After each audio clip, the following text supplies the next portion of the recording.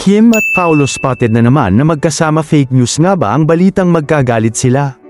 Muling naging usap-usapan sa social media ang tambalang Kim Chiu at Paolo Avellino matapos maspatan na naman silang magkasama sa labas ng taping. Suot ang kanilang casual outfits at parehong nakangiti, tila wala ni katiting na tensyon sa pagitan ng dalawa bagkus ay ramdam ang natural na chemistry na minahal ng publiko.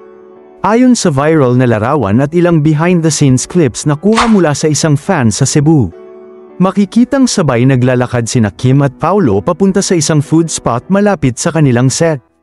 Makikita rin na masaya silang nakikipagkulitan sa production crew at tila walang bakas ng alitan, gaya ng mga bali-balitang kumalat kamakailan.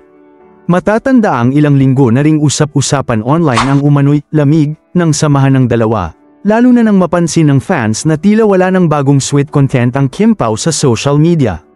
May nagsabing may hindi pagkakaunawaan daw, at may ilang source pa kuno na nag-claim na di na nag-uusap sa set.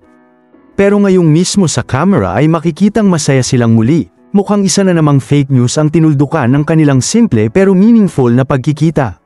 Dagdag pa rito, may cryptic Instagram story si Kim Chiu kamakailan lang kung saan sinabi niyang, "Some friendships are too precious to let rumors ruin it." Sinamahan pa ito ng isang selfie na may kasamang emoji na parang may sinasabing peace restored. Hindi rin nagpahuli si Paolo na nag-share ng larawan nilang dalawa sa isang taping scene.